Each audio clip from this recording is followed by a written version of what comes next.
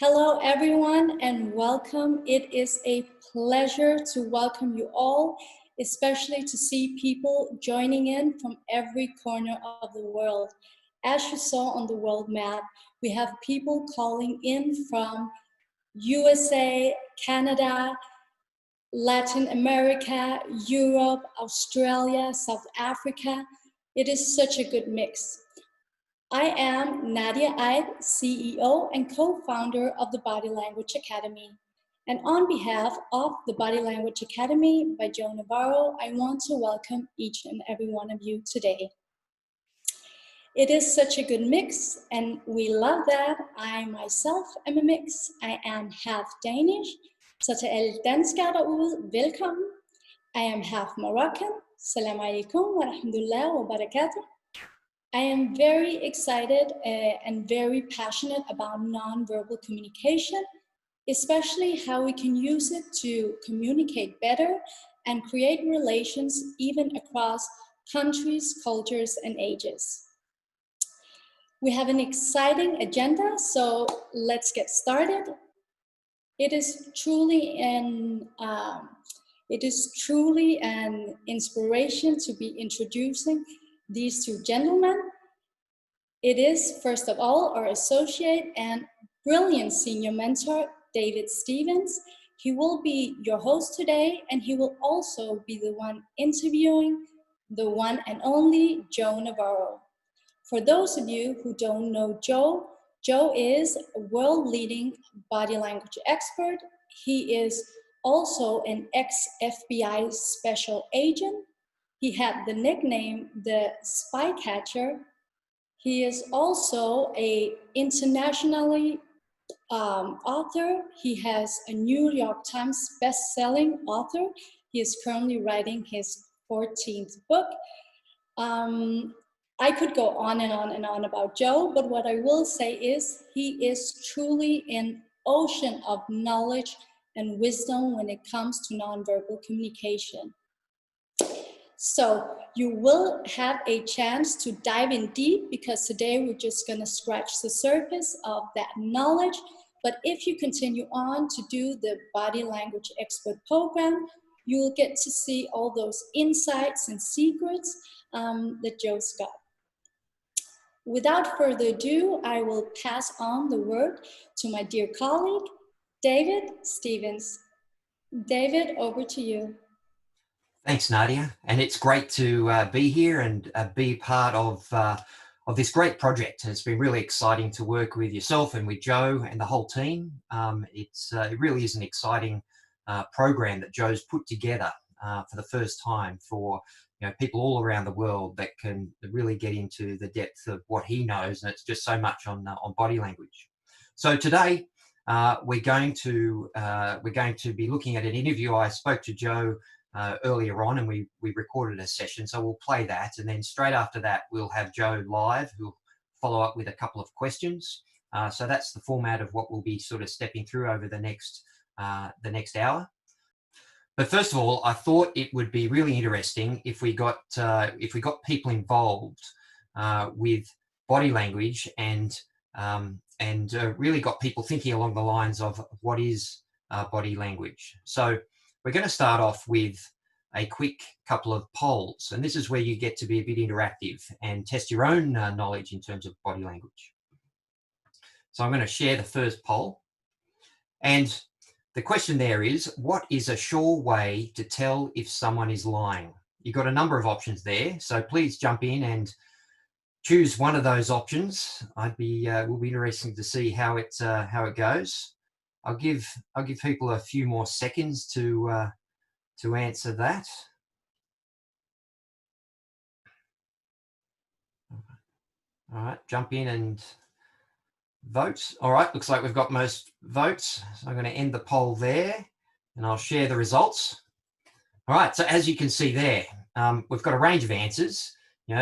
Some people have gone for those individual traits, but the 30% of people that elected for all of the above, and then we've got 50% who elected for none of the above.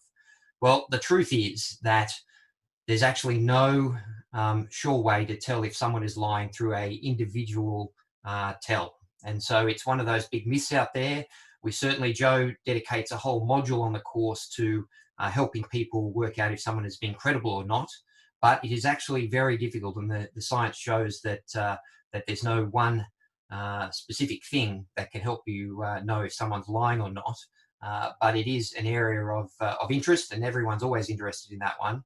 So yeah, that's something that he'll talk to a little bit about in the interview we do this morning as well. All right, let's have a look at the next poll. I'll put this one up. This one's a bit more of a scenario. So this one is if you're on a first date at a restaurant and the person you're going out with is getting anxious, what is the best thing to do? So please jump in there and vote. We'll give people about 30 seconds for people to vote on that one. About another 10 seconds. This is a great one, and whether you're single or whether you're married or in a relationship, dealing with relationships, and Joe dedicates a whole section on the course to relationships as well. All right, we're going to end the poll there, and let's bring up the results.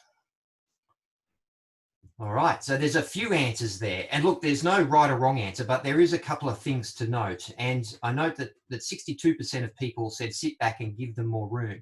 And look, that's a really good way to approach a situation like this, where someone might be feeling nervous. And so your aim here is to actually make someone feel more comfortable. So how do you do that?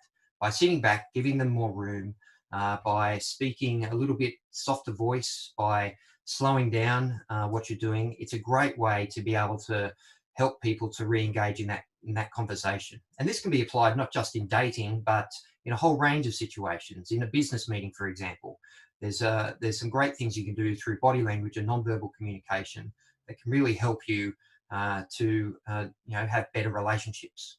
And once again, on the program that Joe runs, there's a whole section on sort of business engagements, as there is on relationships.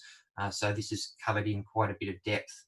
But well done for having a go, and it's great to see a lot of people really thinking about these issues. All right. Okay.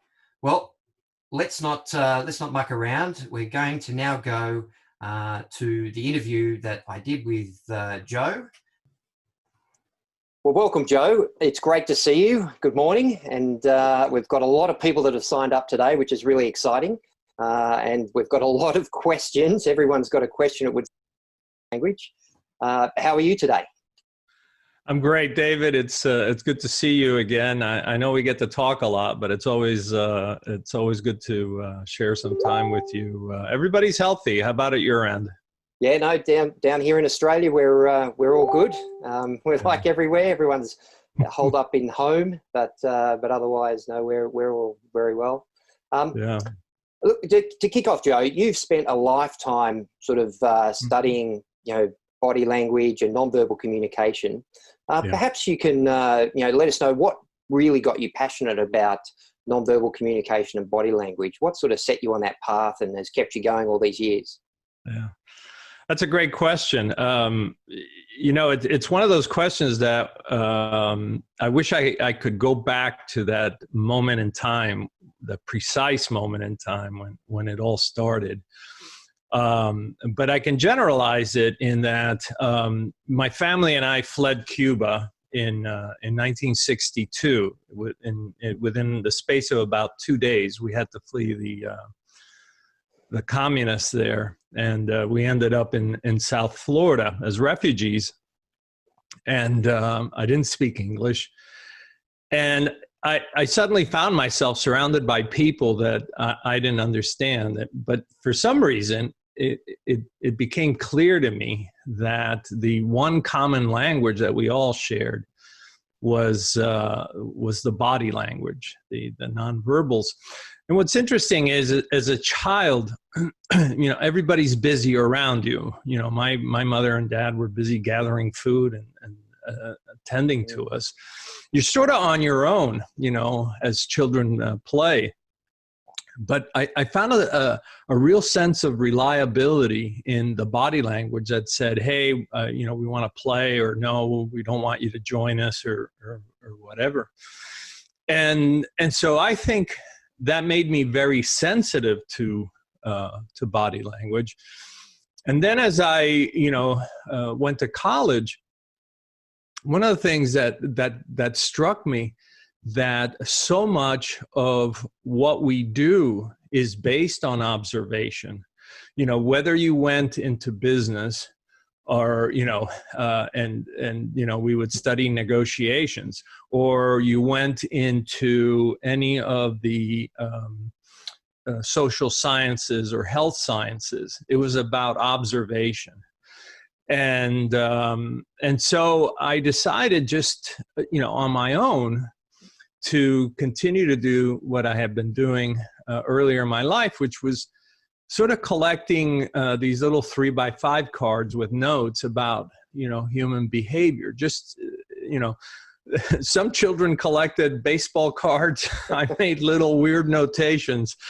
I was the one of the original geeky guys. I was would rather do that. And but for me, it sort of grounded me in what I can count on, that people can say things, but do they always mean it? And can we anticipate what they're thinking, desiring, or intending, just based on that? And certainly, once I got into the FBI, I mean, then it just hits you like a wall that, you know, it's not like what you see on television. When you're in law enforcement, you're just a paid observer. You know, every once in a while you'll make an arrest. Every once in a while you'll, you know, do some pro-social thing, help some family, get somebody out of trouble, whatever. But for the most part, you're observing. And what I found was the best interviewers, the best interrogators, the best investigators were the best observers. They weren't the biggest people. They weren't the most powerful. It's not the guys that always came in first in the run.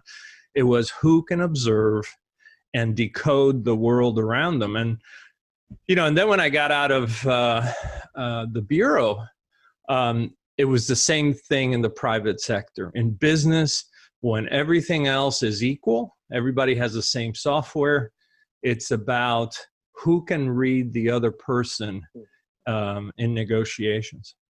Yeah, wow. And perhaps a follow-on question from that, Joe, would be, did you ever, when you were in the FBI and you were using these skills, did you ever have trouble convincing people that it was actually, there was, you know, it was a real science and that could help with your investigations? Or did they just go, that's crazy Joe, we don't listen to him? How did you find that? Oh, you know, it's like everything else. There are always dinosaurs. There was the Paleolithic gang who, you know, bless them. I mean, some of them had been taught that, you know, if somebody touches their nose, oh, they're lying. Or if they bite their lip or cover their mouth while they're talking, they're lying. Or if they look up and to the left, they're lying. And, you know, you just cringe because you ask them, well, where did you hear this? Oh, so some guy told me this years ago and I've seen it over and you know, and then when you ask them, you know, has this been ever tested? No. And so there was first of all, so you had that ossified, don't want to learn anything new mentality. But even when we were operational, I remember there was a kidnapping in Yuma, Arizona, and the Bureau guys, this is before cell phones, we had managed to put one agent near every public phone in the town of Yuma, Arizona, because we knew the kidnappers were using public telephones. And so we watched these two guys come to use the telephones, and by the second call, their body language had changed. You know, the first call they were very euphoric. Second call, you know, their shoulders are just slumped. They're looking down.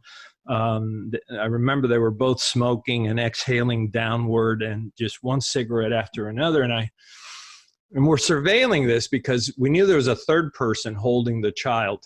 So we couldn't just get to them. And I remember my supervisor, you know, at that point, I think I only had a year in the Bureau, and I turned to my supervisor and I think the boy's in danger now. And he looked at me like, how dare you speak and bring something new to the equation? And somebody else said, well, how do you know? And I said, their body language has completely changed. And so I articulated the differences between the first call and the next call. And fortunately, and it was fortunate that somebody there said, you know what, you know, Joe may be new, but maybe we ought to listen to it, because those that had been listening in on the phone thought everything was the same, but visually you could tell it wasn't. And so we then took them down, and fortunately we were able to rescue the boy, who had been held at a camp along the Colorado River. So that sort of began the you know, the reputation of you know, if you want to, you know, run something by Joe about body language, you know, go see him. And then later it became formalized when we, in the Bureau, we created the behavioral analysis program. And then I was chosen for that among 6 other agents out of the 12,000 that we had at the time. So, and of course, being in that position, then you get to see many more cases. So it was a good way to both experience a lot of things that normally you wouldn't see over a lifetime, but then to validate it. And so that was one of the great advantages that I had. But yeah, there were dinosaurs then, and there's dinosaurs now. Yeah. Well, that sounds like a great opportunity to take what was your passion and actually, with the behavioral analysis unit, to really sort of do that a little bit more intensely and sort of full time.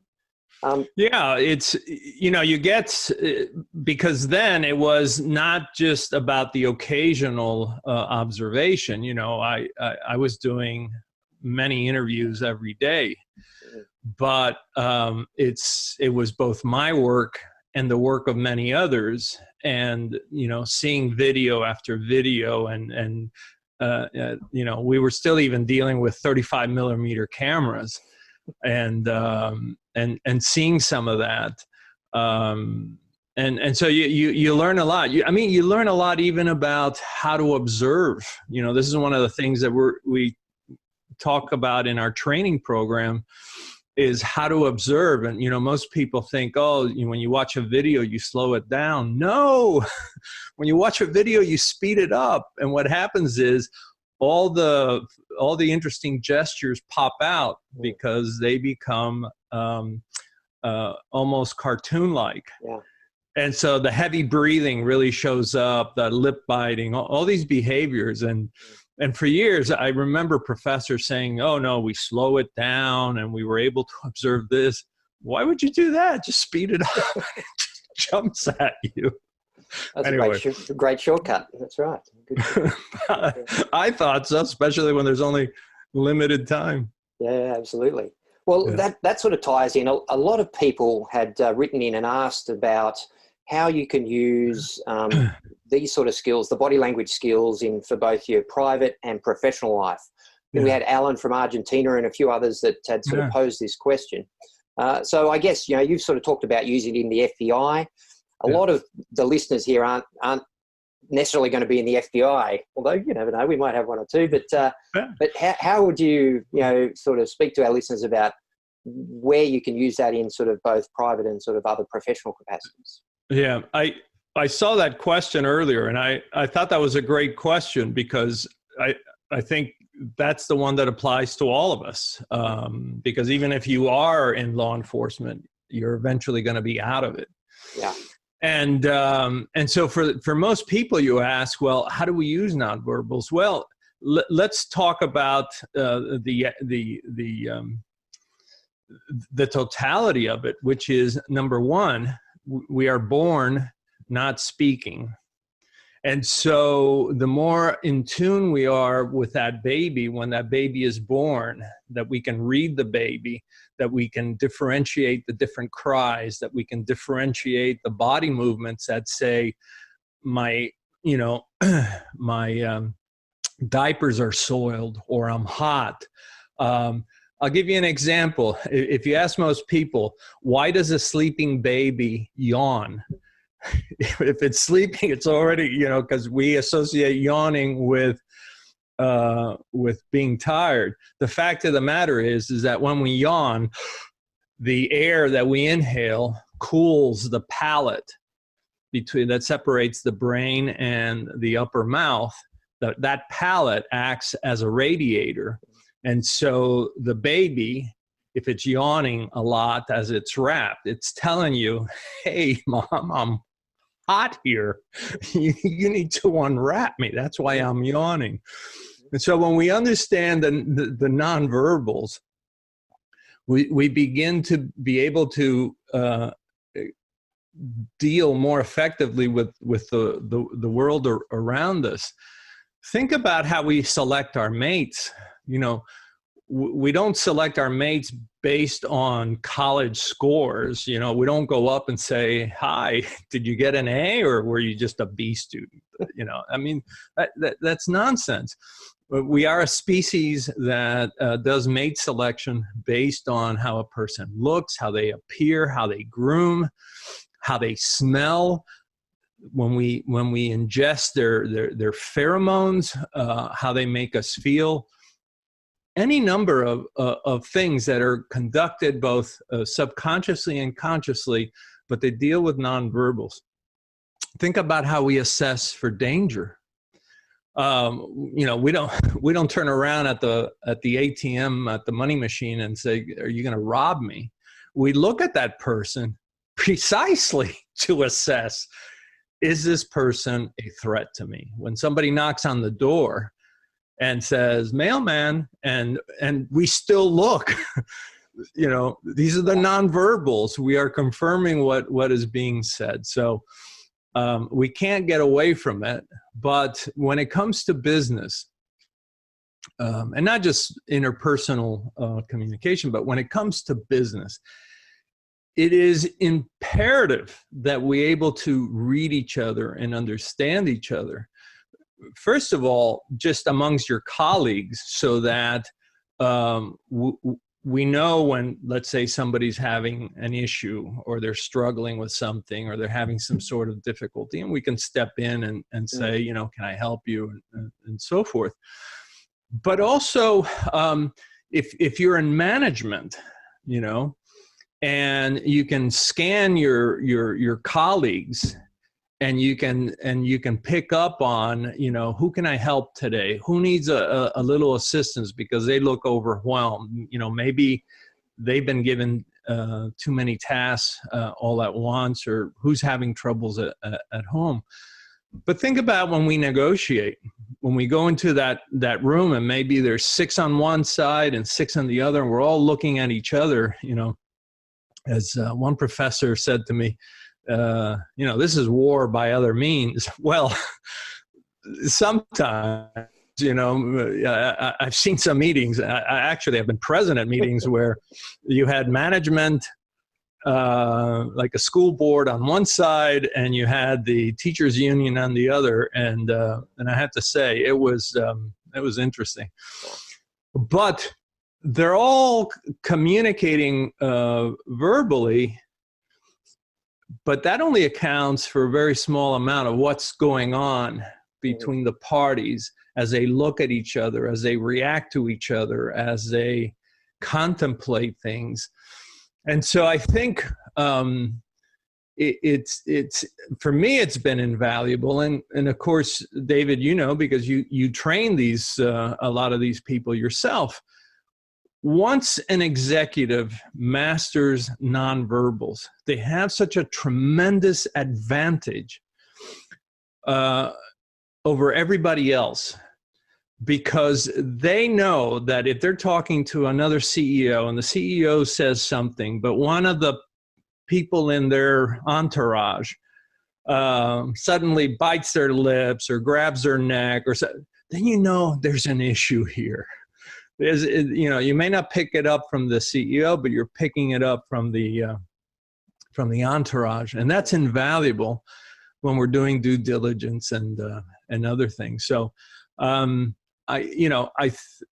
cannot think of a moment in a day, from the moment I leave the house and I greet people on the streets, to conference calls. I mean, you and I are doing 2-3 Zoom calls a day, where we're reading each other, interpreting each other, analyzing each other, and we're using that information so that we can be both more effective, number one, number two, to have more clarity, but three, so we can be empathetic, so we can sense what is this person going through, and what do they need. Yeah. Yeah, no, that's great, and that's really helpful because, yeah, as you say, it's applicable in all parts of life. And I loved how you start with the baby and the child. I remember my own 2 daughters. They one of the first things we actually taught them was sign language, and before they were speaking, they had some basic, sign language to say thank you, please, drink, food, and and it really does start that young, and then just continues our whole life. But not everyone is, as you say, is aware of those signals and different signs. Exactly. And the biggest thing I have found that that hurts us when we study nonverbals is that there's so much, for lack of a better word, there's so much junk out there. Just as I was taught by, some guy who said, "Oh yeah, if they answer the question and touch their lips, they're lying." Well, as it turns out, both the honest and the dishonest do that. Look at how many people, and this is something we, obviously we cover in the course. Look at how many people say, "Well, if the person crosses their arms, that it's a blocking behavior, and they're trying to keep you away." And as you and I both know, this is just a self-comforting behavior. It helps us to enjoy a moment and so forth. And it's mostly used that way, just to self-comfort. But there's so much, really, there's no other way to address it other than to say there's so much junk out there. Yeah. That, part of the program is to clarify that, to get rid of that, it's not even pseudoscience, it's just junk that has been perpetrated out there that sort of pollutes us and keeps us from having greater clarity when we talk to people. Yeah, absolutely. And look, you mentioned the program. That's the Body Language Academy by Joe Navarro program. 1st of June it goes live. What inspired you to sort of put that together and build on that? Where did that come from you've written books? What inspired you to actually come up with a program like this? Well, you hit the nail on the head. I've written books. In fact, I'm working on the 14th book right now. But there's some things that books just cannot do. And about 9 years ago, I started what was then just something to help people out. I started a program where I would take on maybe 2 or 3 students at a time and help them with their knowledge and skills and so forth. But then it really got out of control. People found out about it, and it went from 2 or 3 to all of a sudden 170 people were trying to get into this program, and there was only me.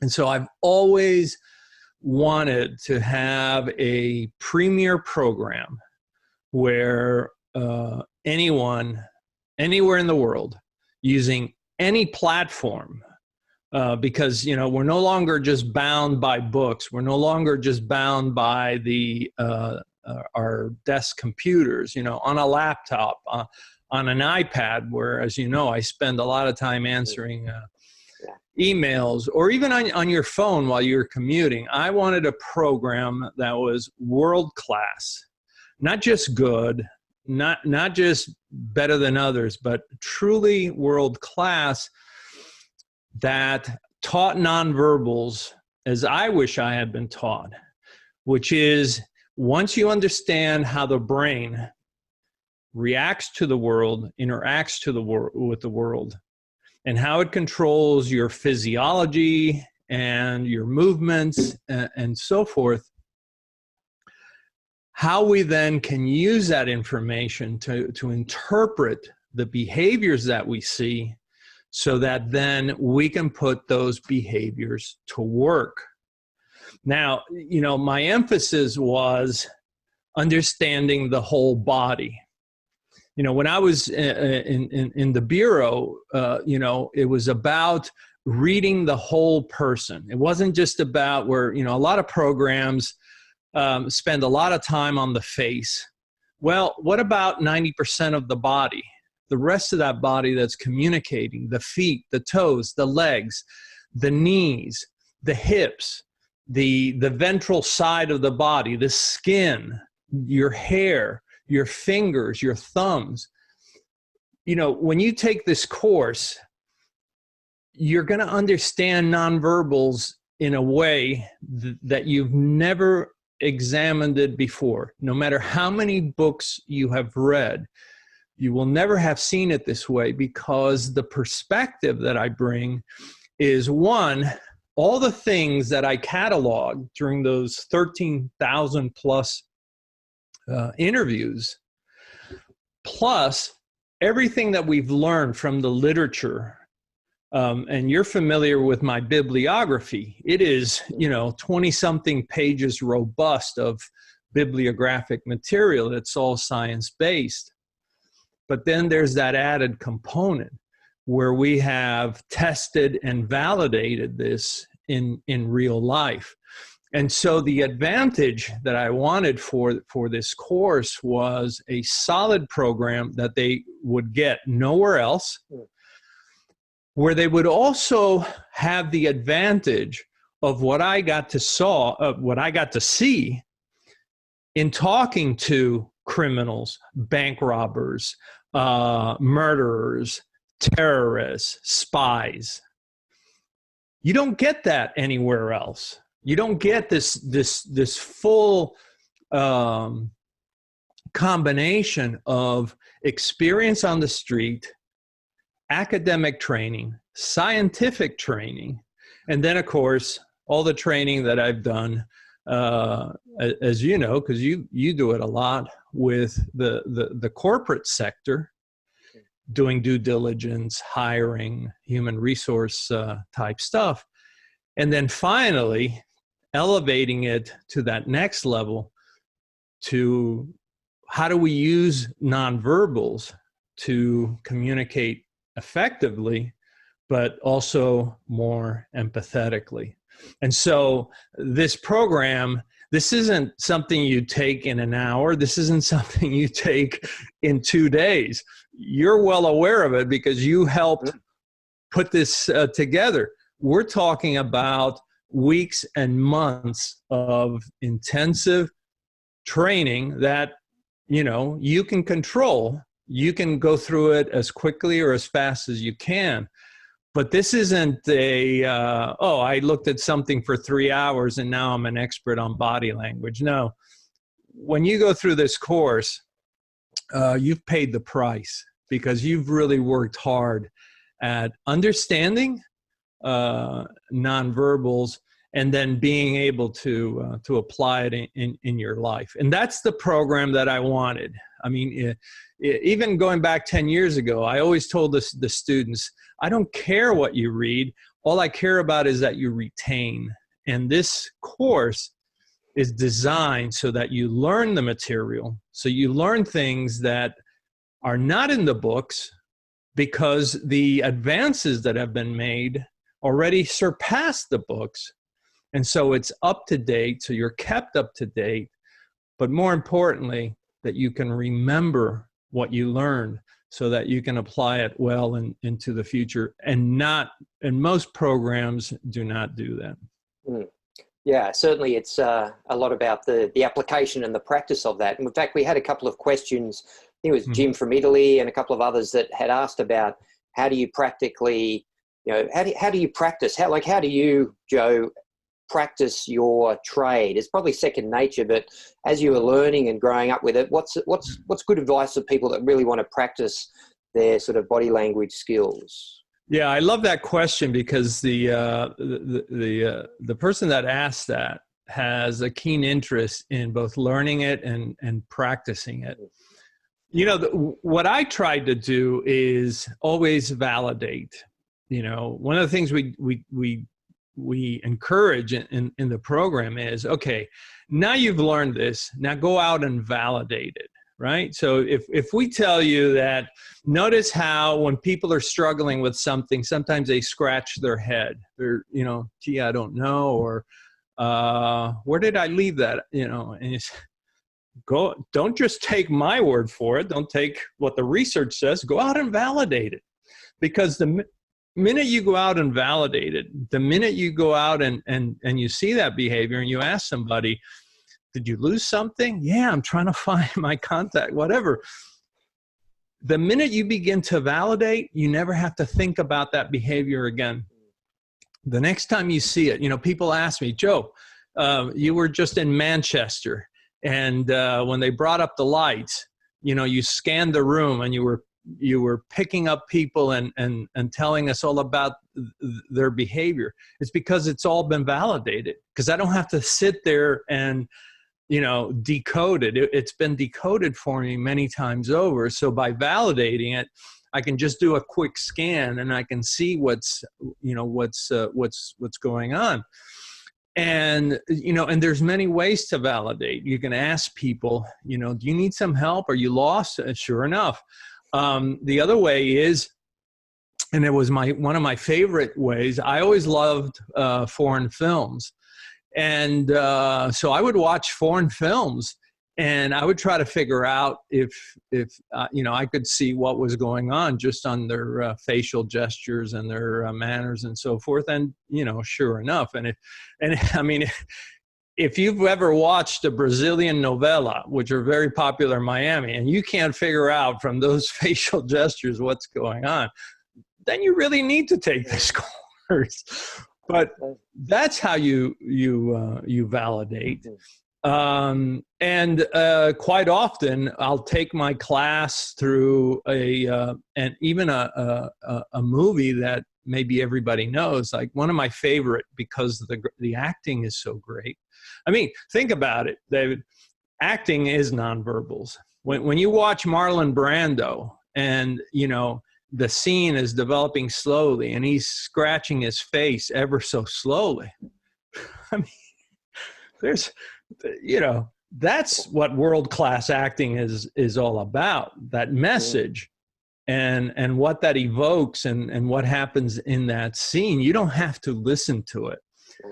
That's the beauty of nonverbals. And so I try to get people to validate these things, or to focus on things they've never seen before. For instance, I said, when you have two people talking, notice that that oftentimes you only know that they want you to approach them and join them is when their feet turn to allow you into their dyad, so it becomes a triad.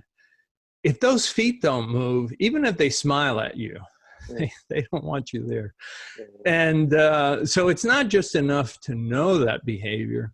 I think it's important to validate it. And then once you validate it, you never have to think about it twice. So I'm really all about validating behaviors.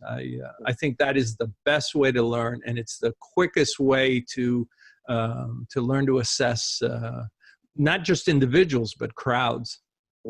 Yeah, that's great. And I think practice is the key to all these things. And even in these coronavirus times where people are restricted to homes, I mean, you don't have to go far. There's so many reality television programs that you can get your feast of body language and all the stuff that happens on that, besides the great movies and other examples that are out there. But, which probably, transitions nicely into a question that we have had so many sort of requests about, and that's around sort of coronavirus and living in a corona world and the non-verbals and how we deal with things like face masks or having to talk to people over Zoom or Skype or whatever it is.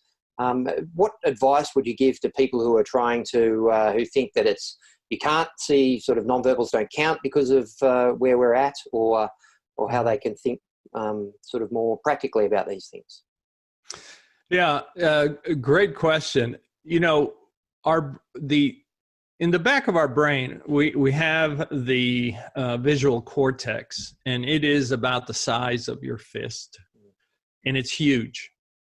And it's always looking for information, always looking for information. We're very visual. I remember in the 80s, people said, well, some of us are tactile, some of us are oral in that we listen, and some are visual. Stop that nonsense. We are primarily a visual species. That's why our visual cortex is so big. And it is constantly looking for information and looking for novelty. And so when it comes to now the COVID-19 and being on Zoom and being on Skype and so forth, we're still looking for the same things. We're looking for the paralanguage of communication, which is the tone, how low we're talking, how emphatic, whether we cough, clear our throat, and so forth. There's that nonverbal. Then there's the nonverbals of gesture. We still want to see the hands. The human mind wants to see hands. And so one of the things that we want to make sure is that you are far enough away from the screen to where we can see your hands. The other thing is that we don't want to be up too close.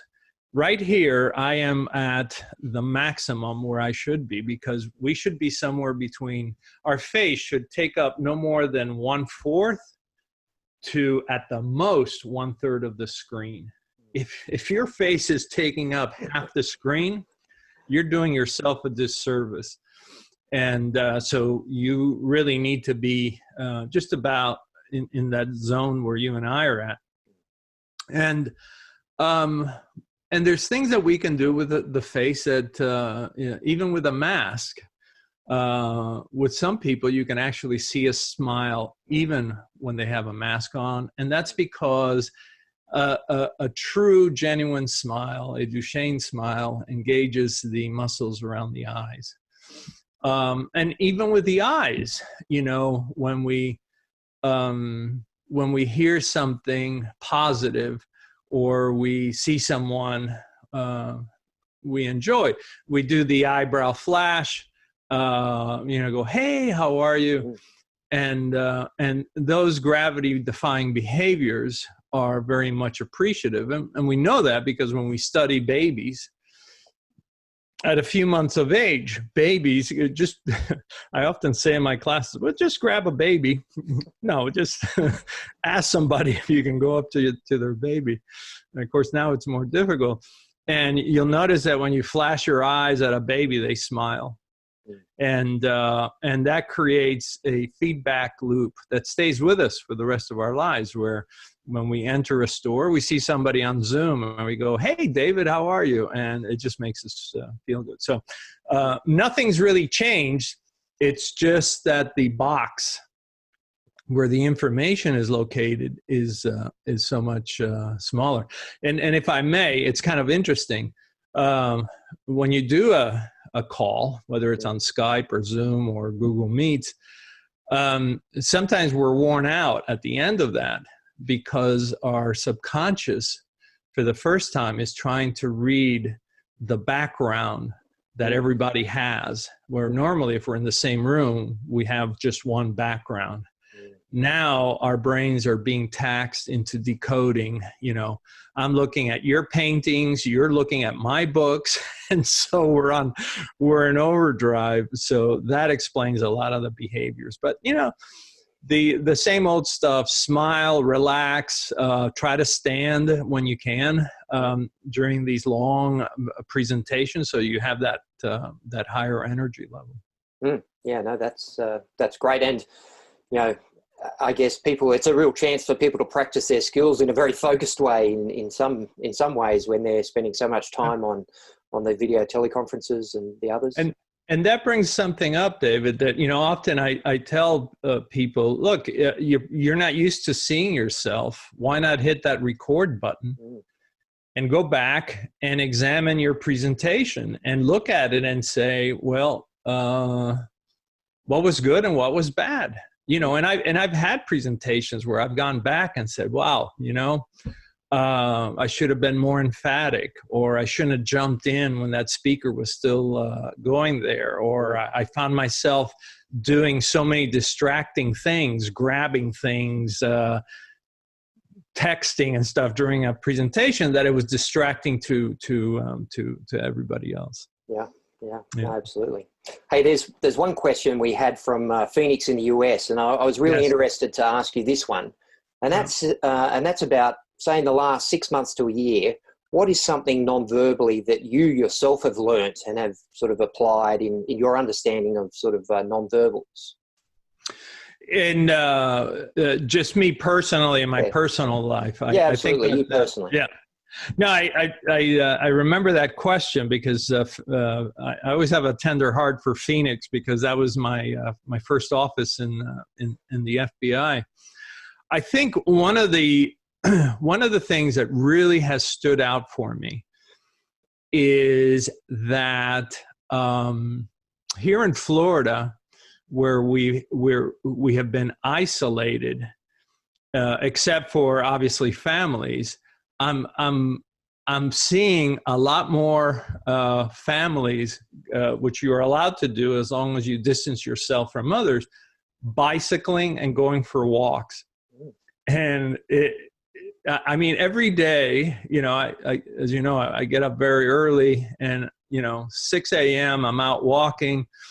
And as I'm coming back from these very long walks, I'm noticing, you know, there's the mother, there's the father, and there's the three kids. And I've never seen all of them together before.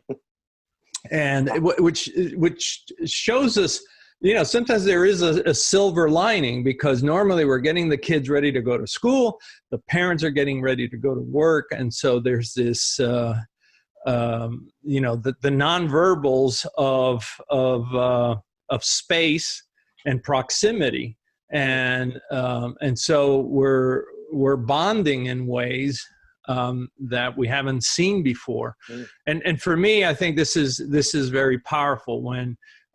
Every day consistently you see people doing things together that hadn't been doing that just 3 months ago. The other thing I've been noticing is, and I can't help it, and I've talked to you about it, and I've talked to a few other nonverbal experts about it. In fact, I was talking to Amy Cuddy about this a few days ago, and that is how palpable it is that that we can see the stress on faces, that we can pretend that things are okay, maybe, but in fact, stress does change our countenance. It does change our faces, and I am noticing. This sort of, I don't want to say it's permanent. I think it's something that we're all undergoing. I see it in myself. I see it in other people of, you know, financially, how long this is going to go on, family, how long this is going to go on. And so I think it once again, it's a testament of how our lives shape our behaviors. And And I've seen this in war zones, and I've seen it in refugee camps where there's this sort of permanent stress that manifests in the face. It's not well researched, very difficult to describe because it's so it's subtle. Because you don't see the real furrowing of the glabella. You just see this tension in overall in the face. But I am seeing all of that, and I think one of the things to keep in mind is we're all going to get past this. We're all going to look back on this, but we are going through a difficult time, and I think when we go through difficult times, our physiology, certainly our physiology, because there's some people that are having real mental and heart problems and anxiety and so forth, but our physiognomy, our bodies actually are shaped by circumstances. Yeah. Well, thanks for that, Joe. And look, we are just about out of time, and there's so many questions. We could spend all day talking about these things, of course. Yeah. But I guess to finish up, how would you encourage people in these difficult times to sort of relate to one another? Because I find it both ways. At the moment, you've got with the social distancing, some people are even avoiding eye contact when you pass them, whereas maybe in the past they would have had more of that contact. Do you see sort of changes like that? How can we, as people that are interested in body language, encourage people to engage more even?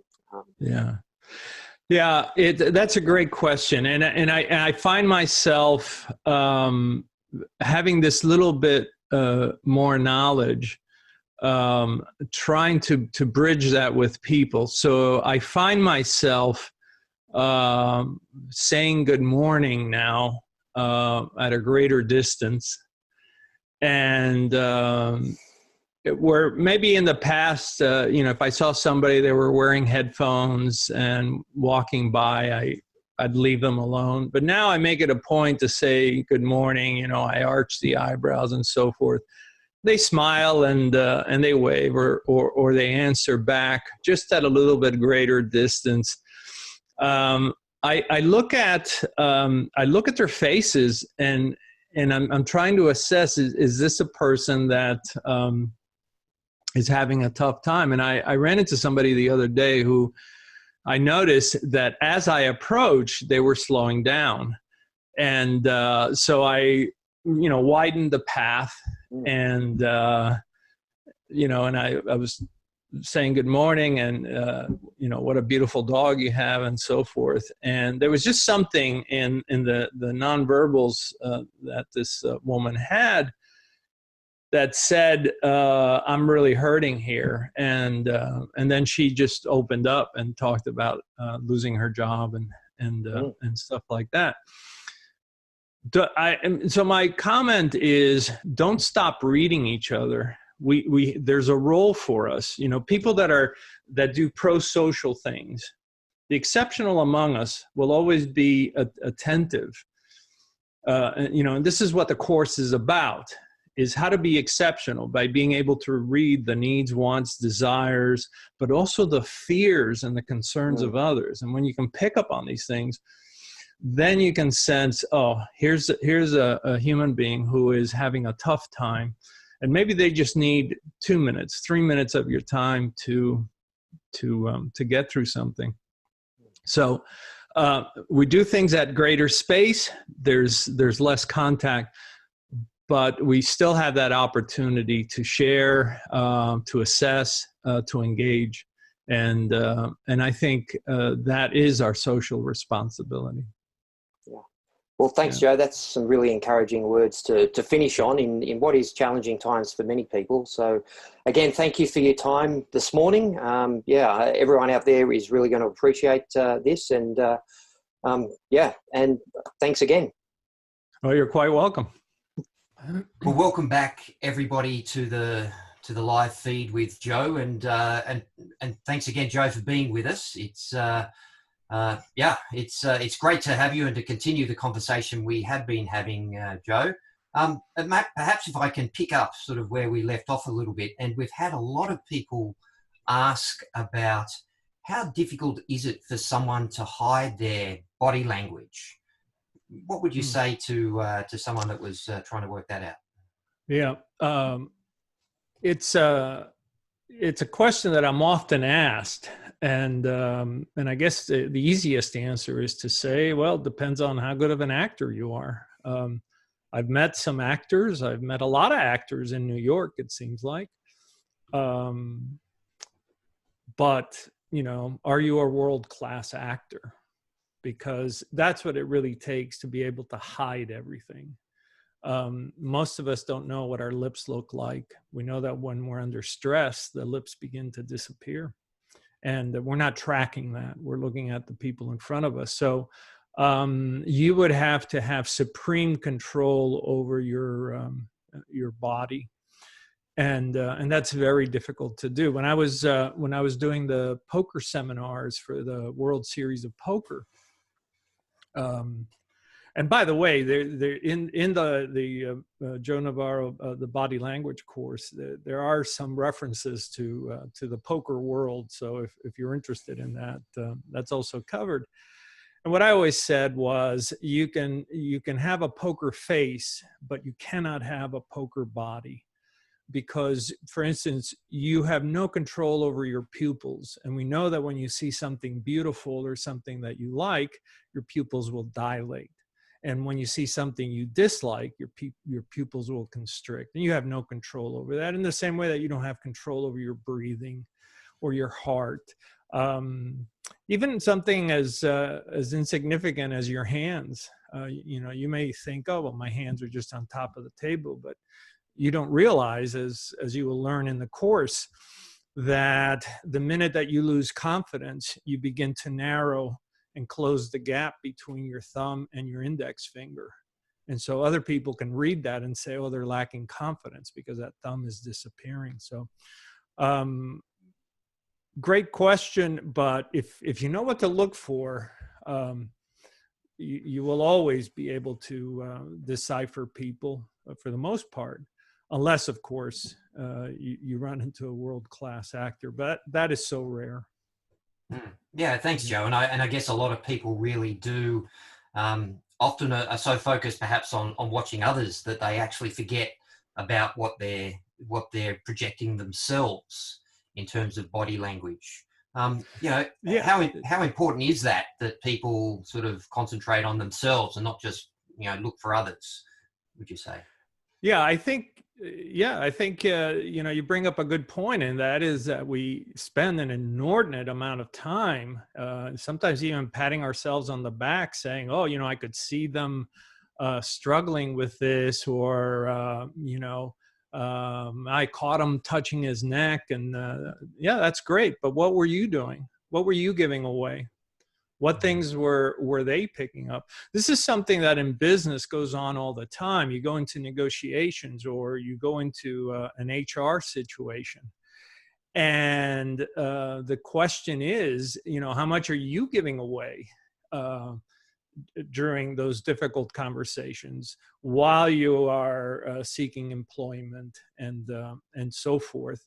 And so one of the big things that we try to do in the course is to not only teach you to read others, but also how to do the correct behaviors that you should be doing, which show that you are confident, which demonstrate that you are in command, that you are in charge of your situation. I'll give you just a quick example of that.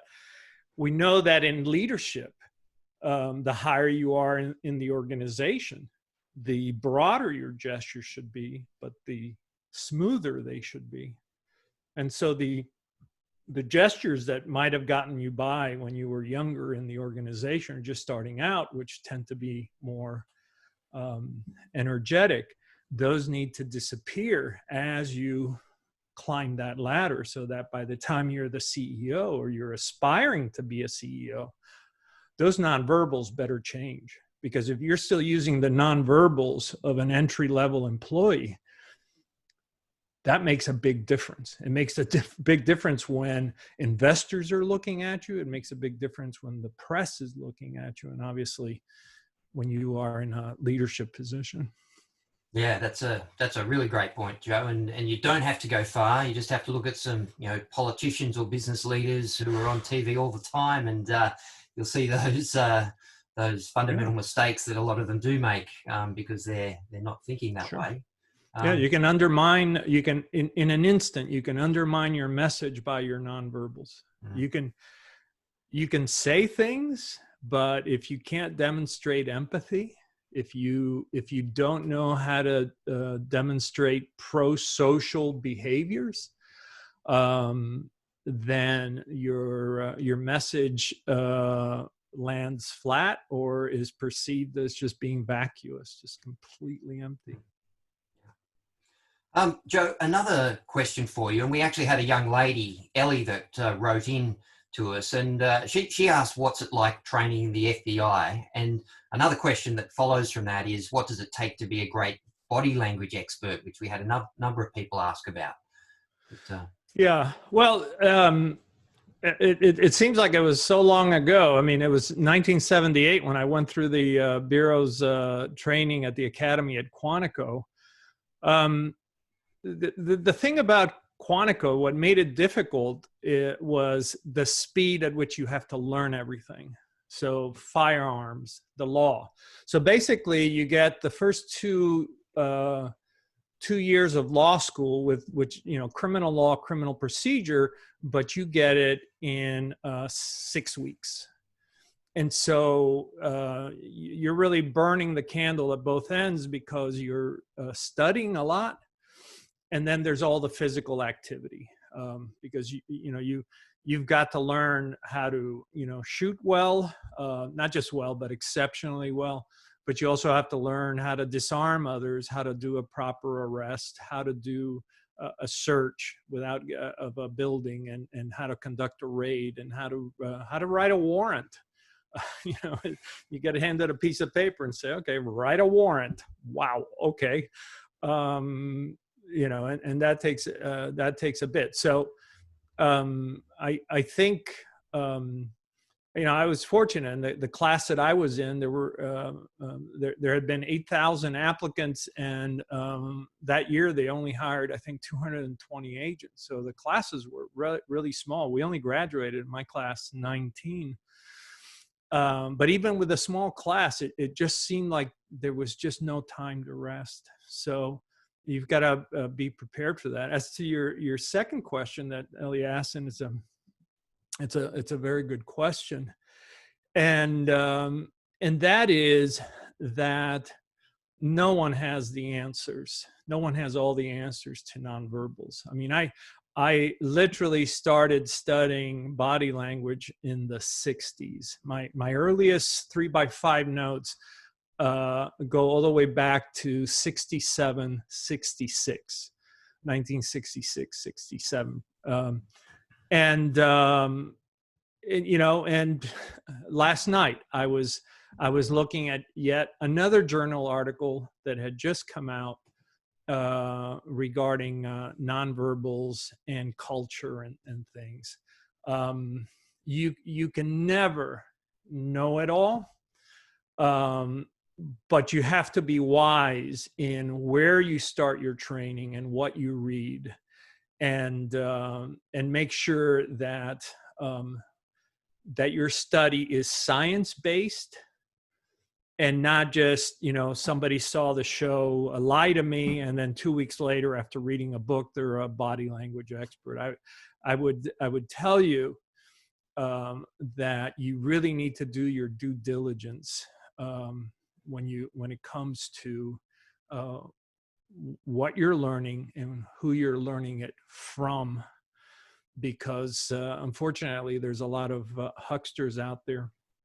And that's why I'm so proud of the team of which you are proud of or are part of, David, to put together world-class training, exceptional training that they couldn't get anywhere else, and at the same time make sure that it is anchored in science but kept up to date. And so that's one of the things that we're going to do, is make sure that we keep up to date with the literature. And so we will infuse the program with videos and audio clips and photographs and other things along the way as they're made available to us, and I validate them. And that's just simply not possible with a book. I mean, behind me you see, what everybody is saying. That I spent 11 years researching that, and but it's already been more than 10 years since it's been out. So it's a great foundational book. But the efficacy of this course is that in months of intense training, you're going to be at a level that you just cannot find anywhere else in any other course. And that's what we're proud of. It took a long time to put it together. Nadia there in Copenhagen took the lead with Sana to make sure that we had the best product, that it worked on all the platforms. It took a long time. But this was a dream of mine, as you know. I didn't just want to work with 2 or 3 students a year. I wanted to reach as many people as we could, because as I often say, it doesn't matter that I know this stuff. Yeah, I know this stuff. I can read others. That's not a big deal. The question is, do you know how to read others?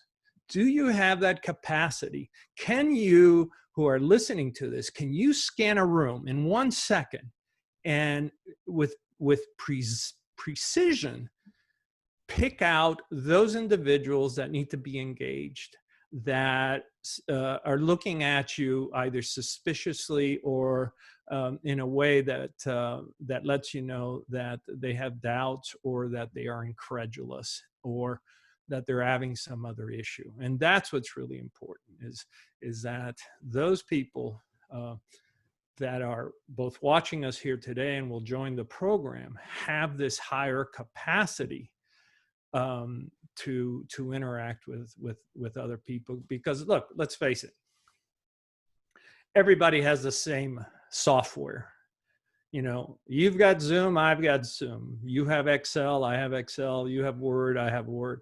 There is the only way to differentiate yourself in today's world, because everyone has the same access to the same information, is through nonverbals. That is the only way left to truly differentiate ourselves. And those people that are able to do that, then they can put it to use. And this is what Daniel Goleman was talking about when he talked about having that EQ, or emotional quotient, or that social component, that social intelligence that sets people apart. Those are the ones that are going to be successful. Yeah, no, thanks for that, Joe. Look, we've covered a lot of ground this morning, everywhere from COVID-19 through to to the program, and what's happening in your sort of personal application of nonverbal communication.